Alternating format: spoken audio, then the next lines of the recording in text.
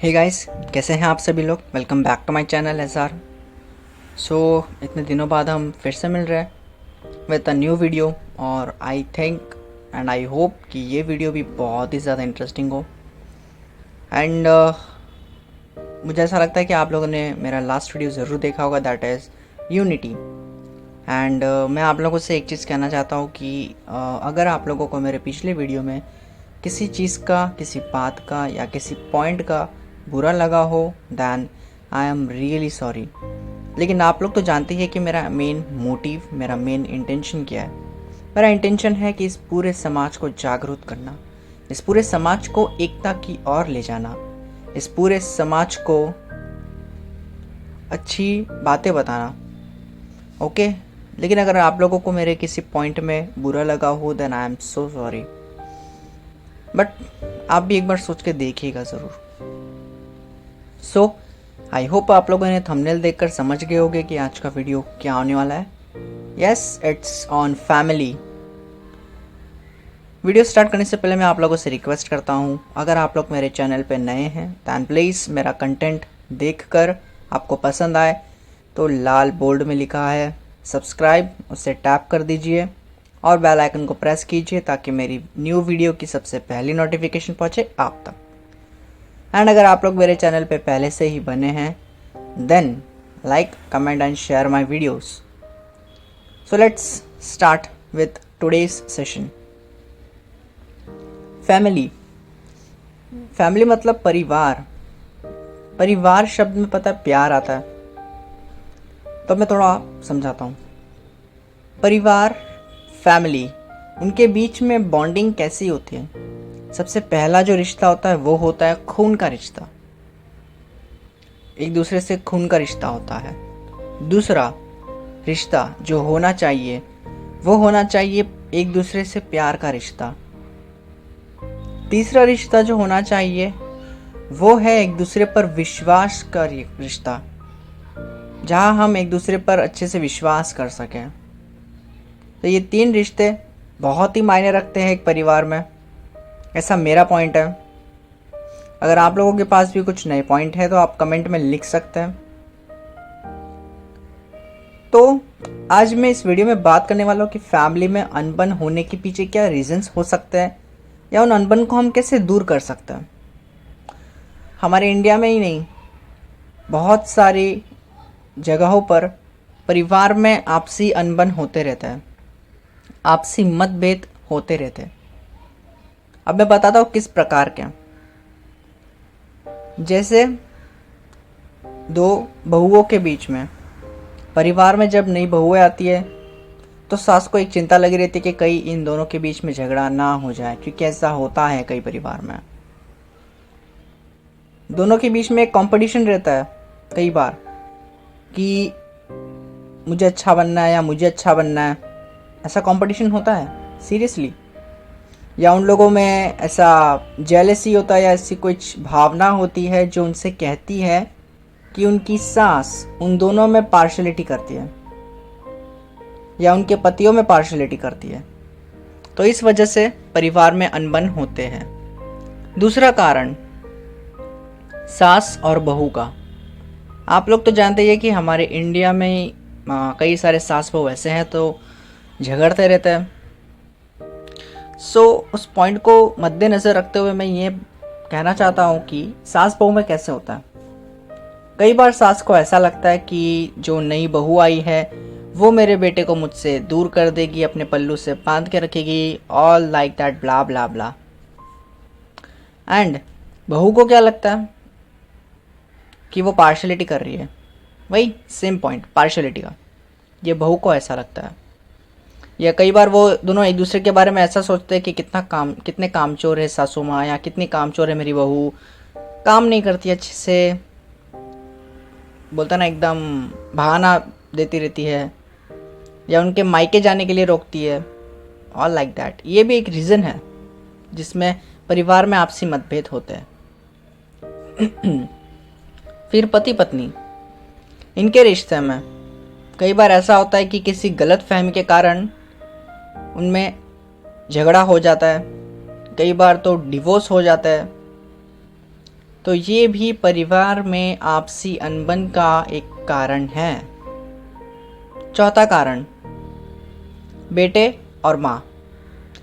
कई बार दोनों बेटों को ऐसा लगता है कि माँ मेरे बड़े भाई को ज़्यादा प्यार करती है, माँ मेरे छोटे भाई को ज़्यादा प्यार करती है, मुझसे ज़्यादा प्यार नहीं करती। तो ये होता है माँ बेटे के बीच में। या कई बार तो ऐसे बोलते ना, ज़्यादा सोचने वाले या ज़्यादा दिमाग दौड़ाने वाले तो ऐसा सोचते कि सारी प्रॉपर्टी मेरे दूसरे भाई को दे देंगे। वाह भाई, इन सारी चीज़ों की वजह से भी आपसी मतभेद होते हैं परिवार में। फिर बच्चे मतलब कैसे, कज़िन ब्रदर्स। तो जब कज़िन ब्रदर्स में झगड़े होते हैं तो वो तो अपने में सुलझा देते हैं, पर प्रॉब्लम ये है कि उनके पेरेंट्स भी कई बार उसमें इन्वॉल्व हो जाते हैं, जिसके चलते परिवार में आपसी मतभेद हो जाते हैं।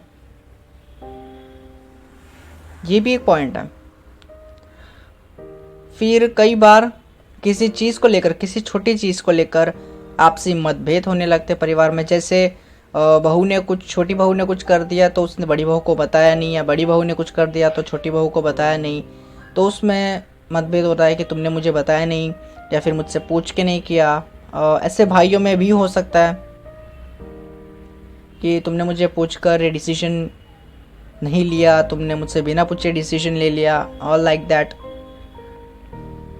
या फिर सास बहू में ऐसा होता है कि तुमने मुझसे बिना पूछे डिसीजन लिया कैसे। या फिर सास को तो मुंह पे बोलती नहीं है, बट पीछे पीछे बोलते हैं कि सासू माँ ने मुझसे बिना पूछे डिसीजन ले लिया, ज़रूर उन्होंने दूसरी बहू से पूछा होगा, और लाइक दैट होता है। ऐसे मैंने कितने रीजंस बता दिए।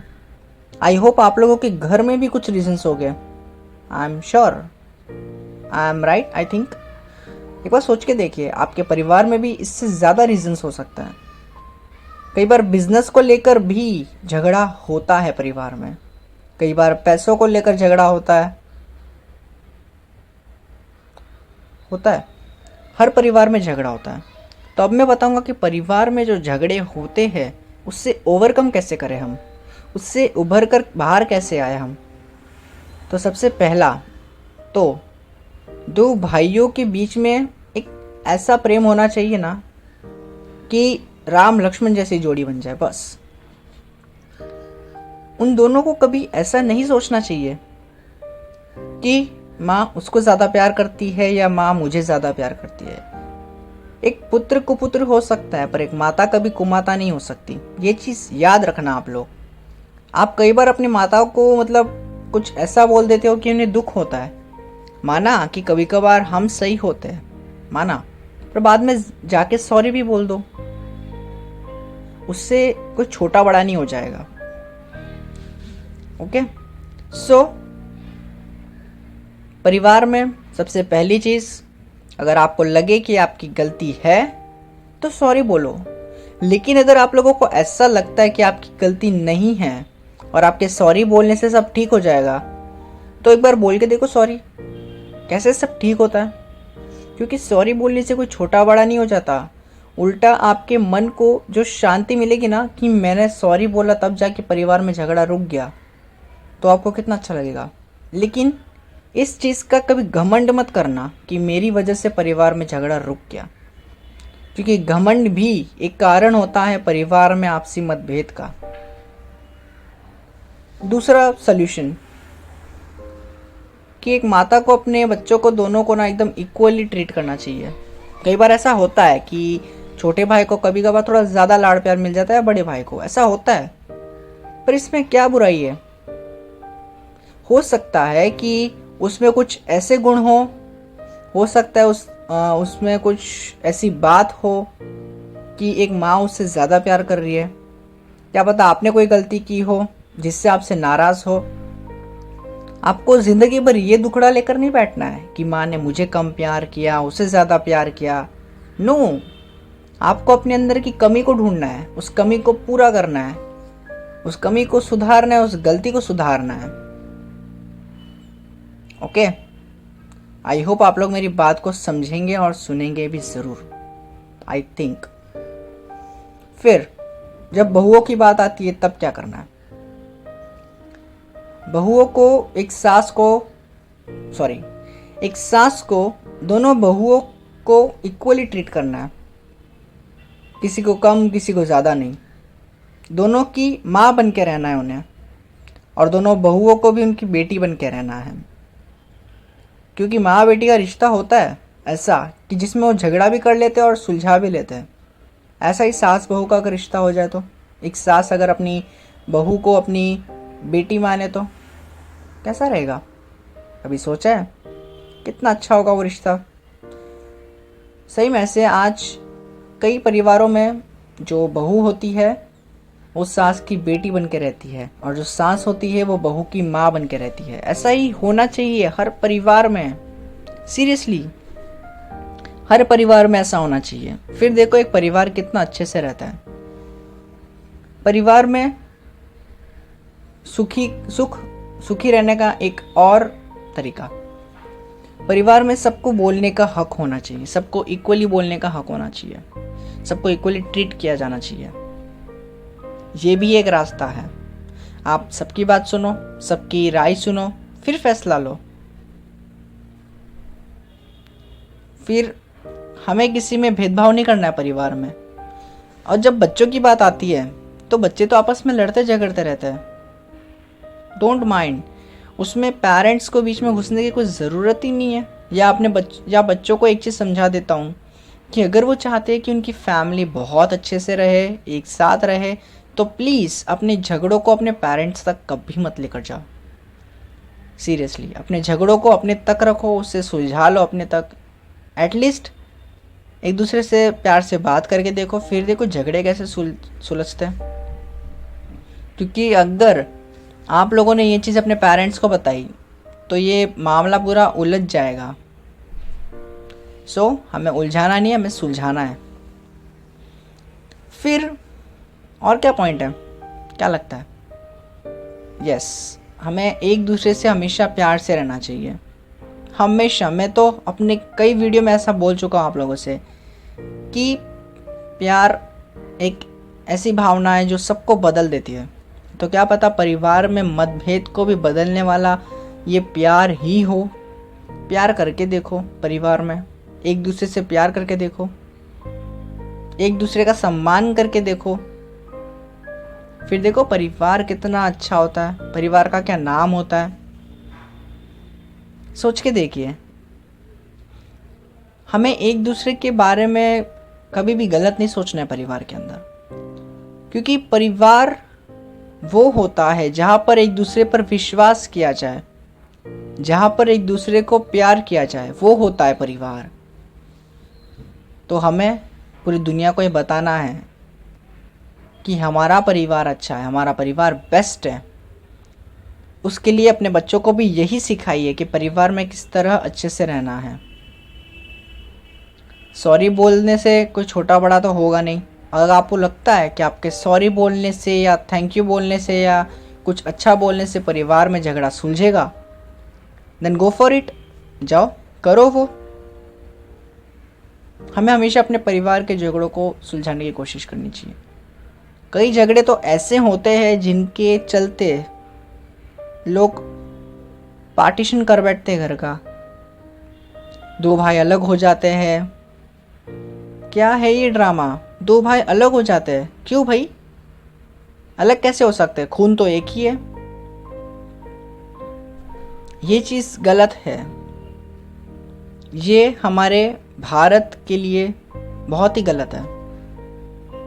हम सब को एक साथ रहना है, हम सब अलग अलग जात वालों को, अलग अलग कास्ट को एक साथ रहना है। भाई यहाँ पर तो परिवार में ही पार्टीशन हो रहा है, तो मैं स्टेट की, तो मैं कास्ट की क्या ही बात करूँ? सोच के देखिए, क्या लगता है आप लोगों को? तो इसलिए सबसे पहले यूनिटी अपने परिवार में लाओ, क्योंकि अगर परिवार एक साथ आ जाए ना तो उसे कोई तोड़ नहीं सकता। जैसे आप एक लकड़ी की डंडी तोड़ सकते हो, लेकिन एक लकड़ी की डंडियों का गुच्छा आप एक साथ नहीं तोड़ सकते। इसका मतलब पता आपको? परिवार अगर अलग हो जाए तो उसे आराम से तोड़ा जा सकता है, लेकिन जब परिवार एक साथ आकर एक मुट्ठी बन जाए तो उसे कोई तोड़ नहीं सकता, दुनिया की कोई ताकत उसे तोड़ नहीं सकती। तो अगर हमें अपने परिवार को सुखी रखना है, जोड़े रखना है, तो प्यार करो एक दूसरे से, एक दूसरे का सम्मान करो, एक दूसरे से अच्छे से बात करो। झगड़े तो हर परिवार में होते हैं, इसमें कोई बड़ी बात नहीं है। हमें उन झगड़ों को सुलझाना है। थोड़ा टाइम नाराज़ होकर बैठो, चलो ठीक है, मुंह फुलाकर बैठा ठीक है, पर बाद में जाकर सॉरी बोल दो, अच्छे से बात करो।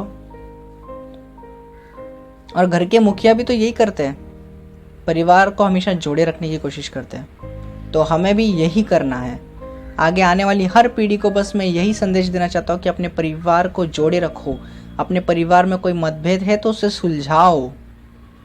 प्लीज़ अपने परिवार को बिखरने मत दो, क्योंकि जिस दिन वो बिखर गया तो बाद में बहुत सारी प्रॉब्लम्स आ सकती है परिवार में। Trust me.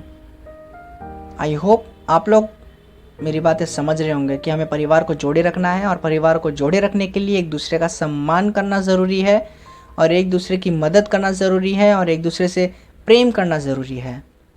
तो ये बातें याद रखें और अपने परिवार को जोड़े रखें। सो गाइज़, आई होप आप लोगों को मेरा आज का कंटेंट अमेजिंग लगा होगा। आई थिंक सो मैं यहाँ पर वीडियो वाइंड अप करता हूँ। आई होप आप लोगों को वीडियो पसंद आया होगा। If yes then please like, comment, subscribe and share my video. Thank you. Stay safe, सावधान रहो, सतर्क रहो।